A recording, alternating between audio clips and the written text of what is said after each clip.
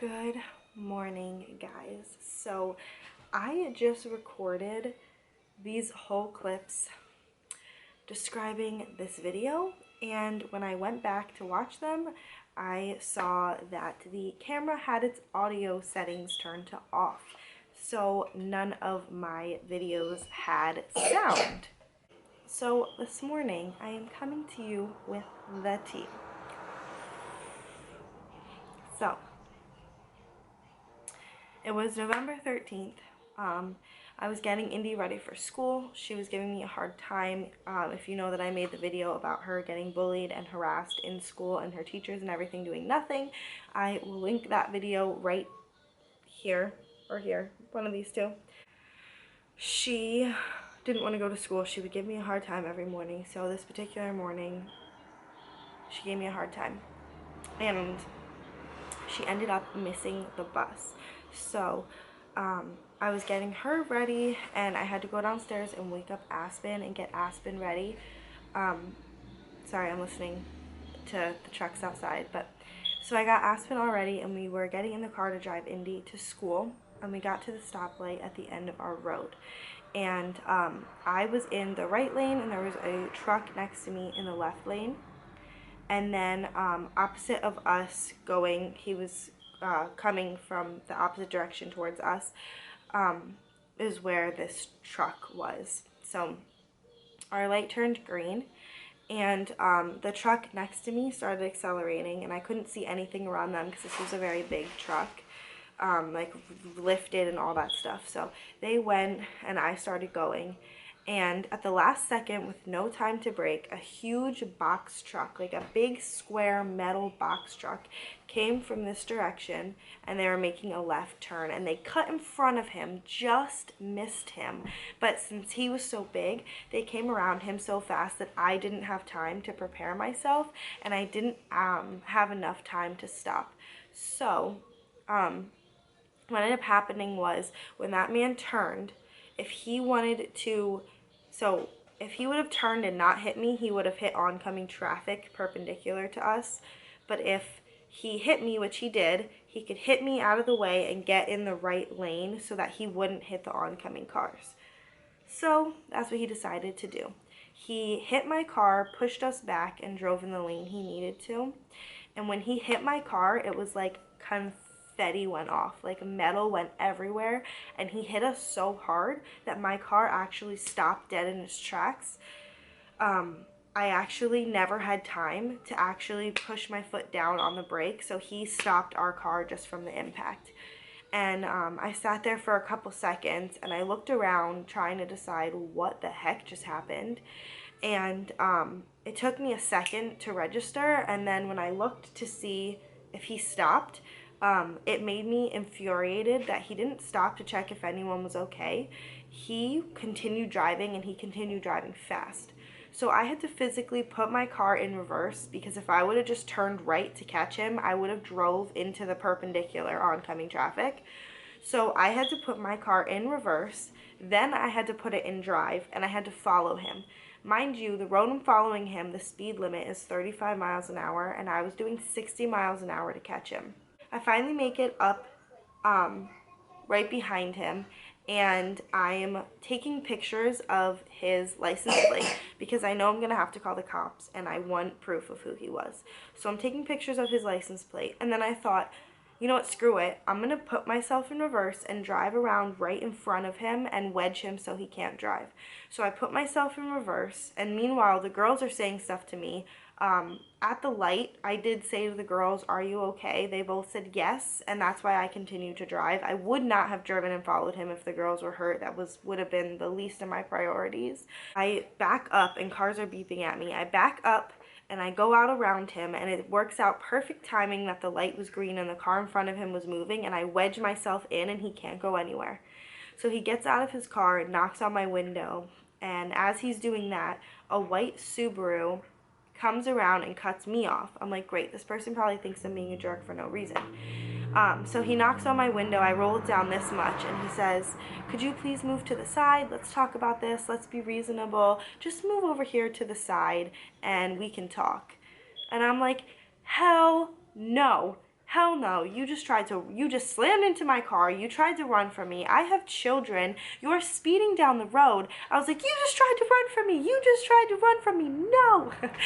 And a man gets out from the white Subaru and he comes over, he's like, I saw everything. He points to the man, you just did this to me at the stop sign before, and I had to swerve so you wouldn't hit me. And he was like, I followed you to the light, and I saw you do this to her, and, like, you're not getting away from this. He looked at me. He's not getting away from this. He said, pull up directly in front of him.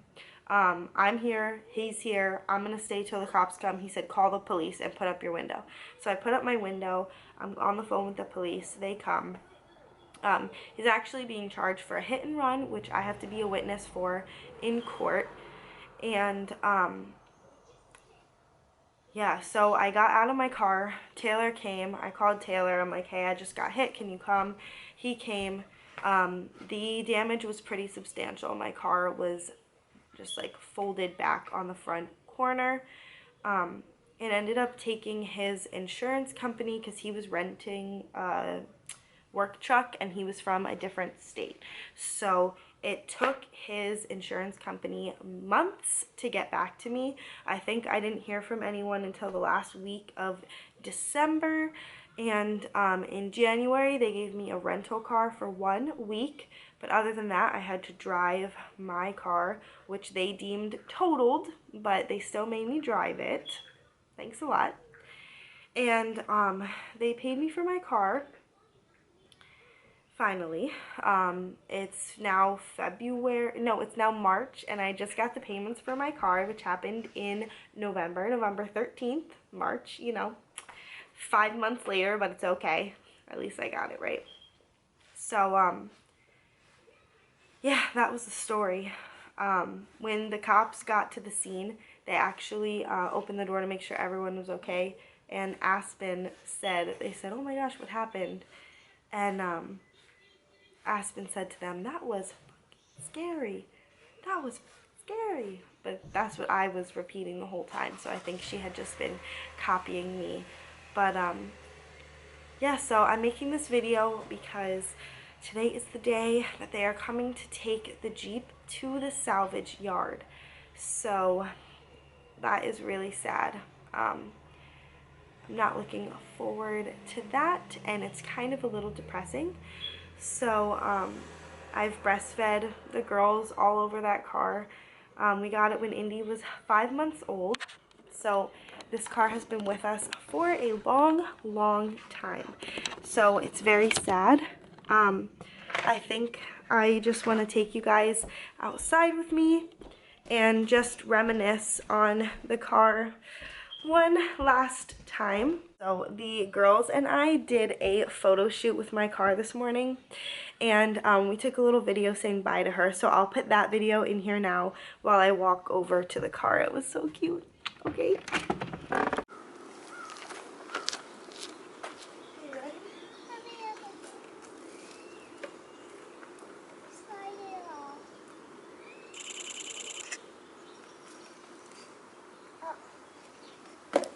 Everybody give her a kiss. Kiss that old Jeep. Bye. Bye, girl. Bye, girl. Where are we? Aspen went. We're gonna miss ya. Yeah, but I'm gonna put it.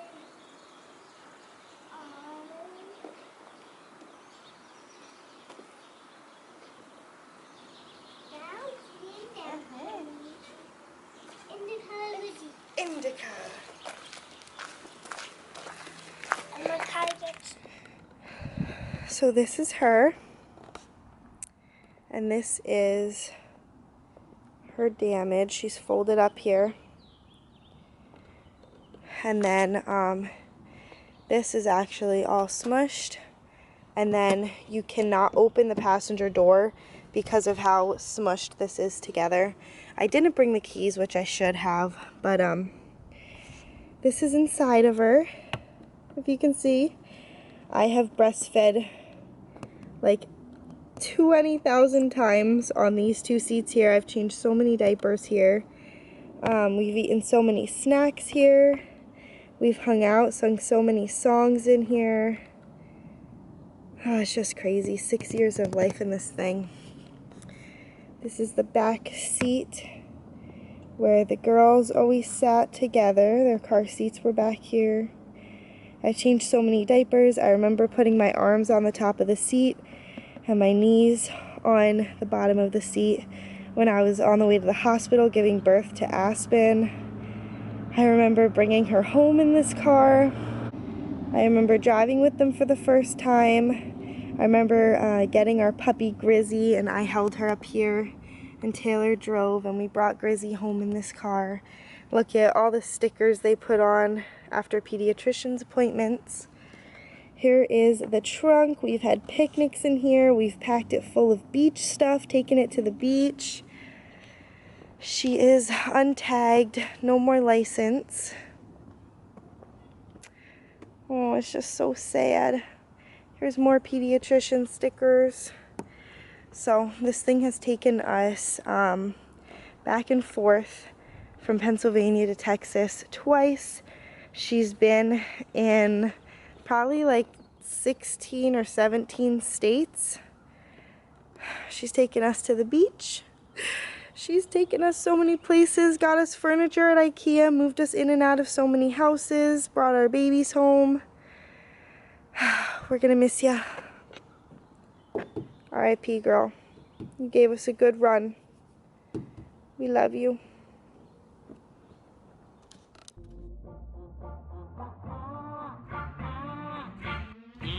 Look at this wheel.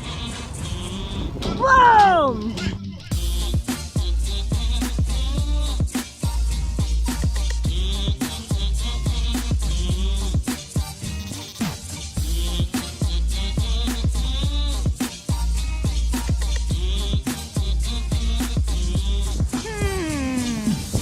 Find the sticker. Oh!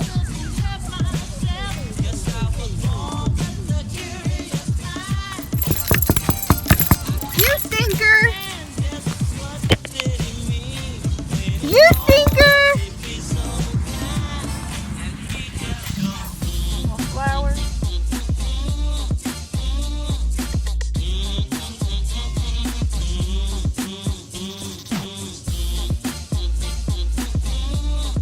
Say it again. You won! Woohoo! This bad boy needs a wash. Look at that dirty car. That's what salt does to your car, man. R.I.P. Say R.I.P. R.I.P. Look at mommy and say it. R.I.P. Say it to YouTube. R.I.P. No, say it like R.I.P. R.I.P. R.I.P. R.I.P.